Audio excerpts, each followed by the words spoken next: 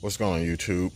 Want to make this quick video giving you an update on top fescue. Before I get into that, wanted to let you know about some situations that you may encounter that prevents you from being green. And here we have some indoor-outdoor insect control. This is bifin. That's what the short name for it. It's bifenthrin, but people just call it bifin. And you know, we do have mosquitoes and ants and spiders, and there are other things that that causes your grass to be not green. And then you can see here, armyworms is one of them. Mites is another one. Those are wreak havoc. And also, we can't forget about grub worms too. Grub worms will wreak havoc on your lawn. And a lot of times when you get down in your yard and you do a pull test and you pull out, try to pull, see how easy the grass just pulls up? That means the root at the bottom has been eaten up. A lot of times it's grub worms.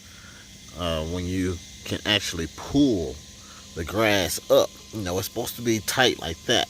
So that bifin does not control the grub worm. I use I think it's triazicide, I believe.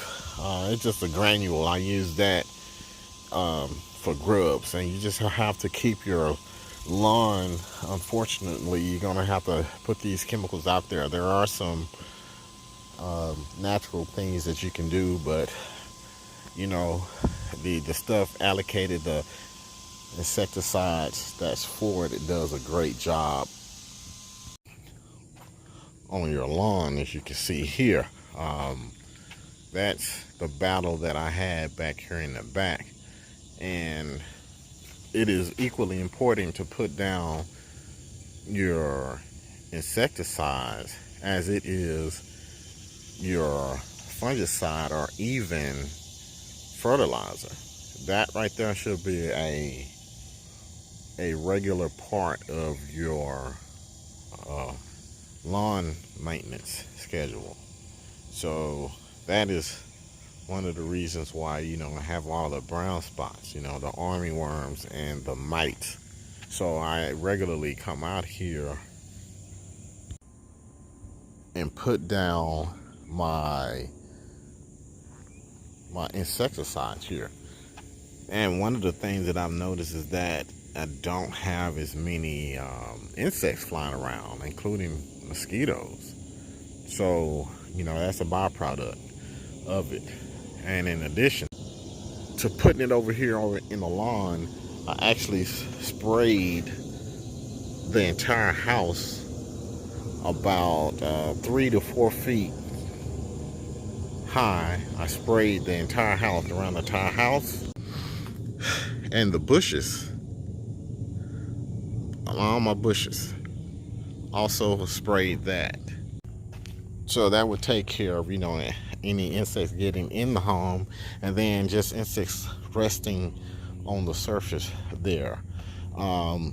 There's another, I could go ahead and spray the fence here all the way around. I have a lot of that, but that's all in the effort to reduce the flea, tick, or insect, especially primarily flies and mosquitoes, trying to reduce that population in addition to other methods. But anyway, this is that grass, and it will be August in about 10 days. August. So that lets you know what part of the season I'm in here in Texas, which is, you know, we are in this is the midst of summer, you know, this is the dog days of summer. And I still have this grass growing as if it's spring or something.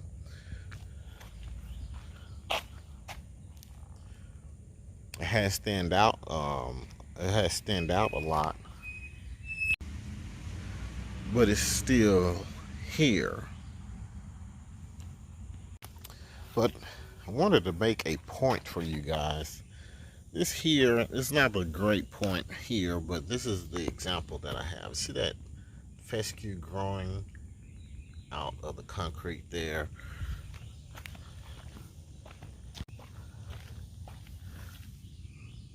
Also growing there.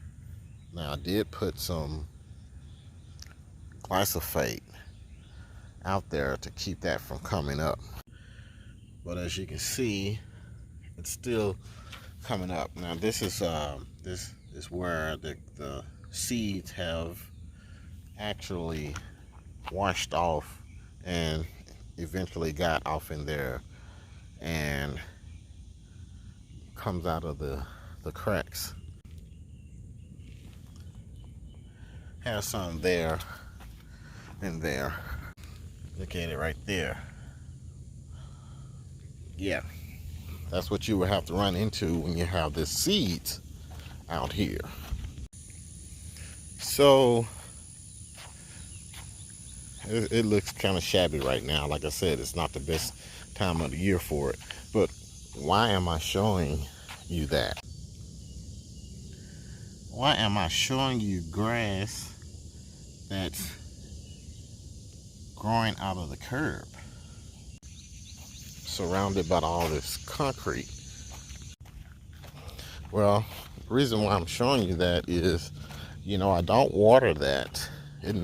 I never water that. You may get some runoff here and there, but I never water that. And yet, it is still growing. And you know that concrete is far hotter than y'all gotta forgive, I know I have this going on, but I've been gone for a while and I haven't had a chance to get on that, but just ignore that stuff. So the reason why I show you that stuff,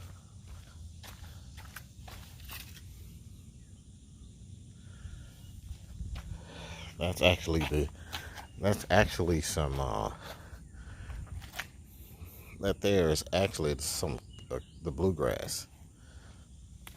So the reason why I show you that is to let you know that when you guys said that the heat killed your grass, it's probably not.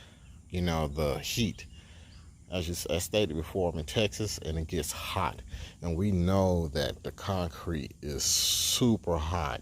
And even though this grass is growing in the sidewalk, it's not surrounded by dirt, and it's not the ideal situation for your grass to be growing out of that's not ideal. It's super hot. They're hotter than what your normal lawn would be getting because of the heat. It retains, attracts, and retains heat. The concrete is extremely hotter than grass when you walk on it in the heat. So with that being said, why is the grass growing? Well, the heat tolerance is more than what we all think. It is more than what we all think it is. Because the grass surely wouldn't grow there if the heat was killing it. If it can't withstand the heat, grass definitely wouldn't grow in the cracks like that. Period. That is proof that the heat is not necessarily what is keeping your grass from thriving or surviving in the summertime. It's the fungus. That's why it's so important to make sure that you have your fungicide. This is just one of the many fungicides that I have. This is a popular one, propiconazole. It works pretty good. It kind of does a number on Bermuda grass, though. The Bermuda grass does not really like this propiconazole. That's why I switched to this brand here. Little different chemicals, but I have good results to it, and it doesn't beat the grass up as much as the propiconazole or azoxystrobin mix.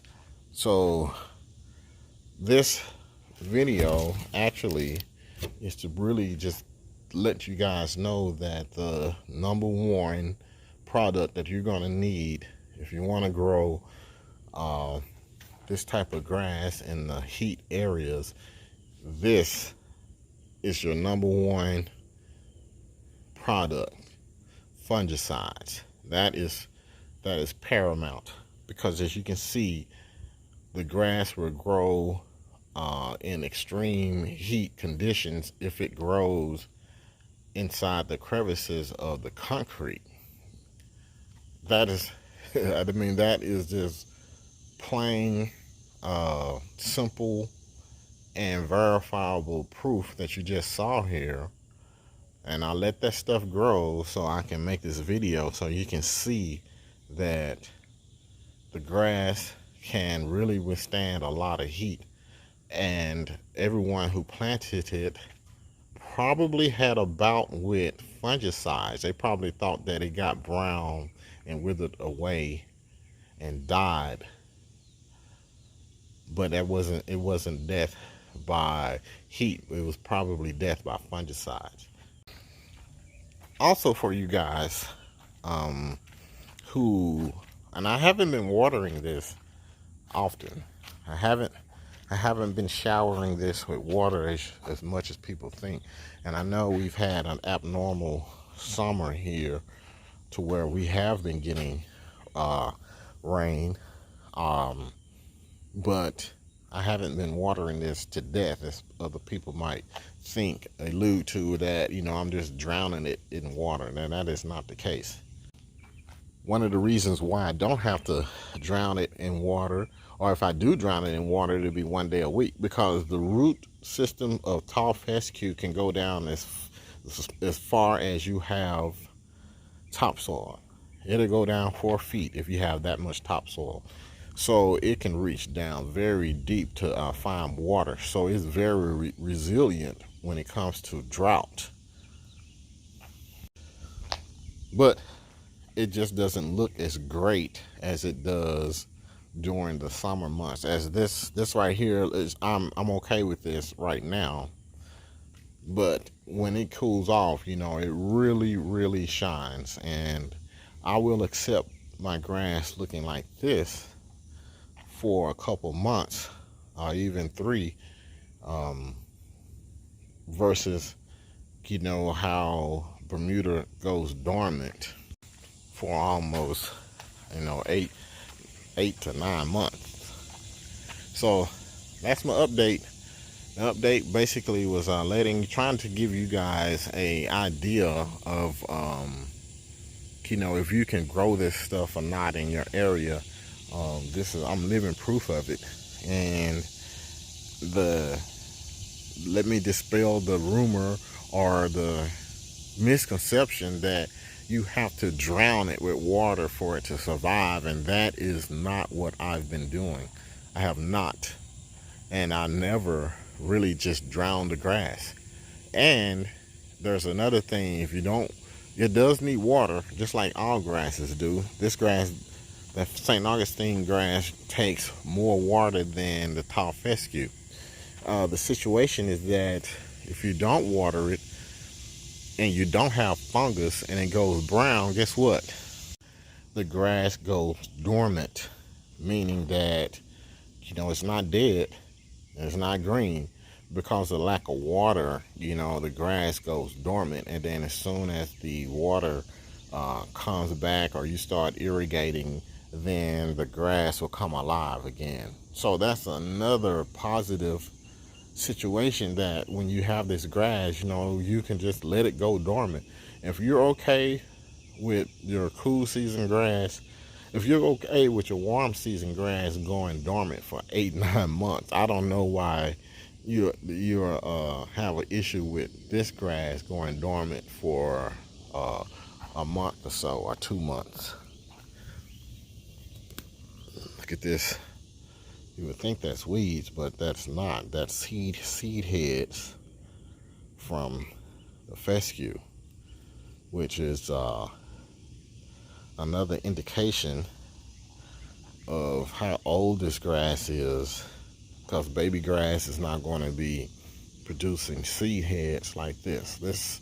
This stuff right here is 3 years old here. Yes, 3 years old, and it is still here. I just wanted to make this video for you guys, try to give you some inspiration to get out there and share your knowledge. You know, anything that you got that will help me out on my journey, where I've come to at this point, you know, is very welcomed. But the dispelling the myth of having this type of grass and this type of environment, you know, I'm hoping that I'm proving the pros wrong. Because what's the use in having all these genetically modified grasses and it can only be planted in the areas where it's you know, I guess better for it to grow. You know, it should be able to withstand a little more I guess temperatures and adverse weather like I have it here. You know, I think that this is pretty much just proving a point for it. And while I was on my way in, this is my bearing brug that I use. I've used GCI turf also when I first started, then switched over to this one.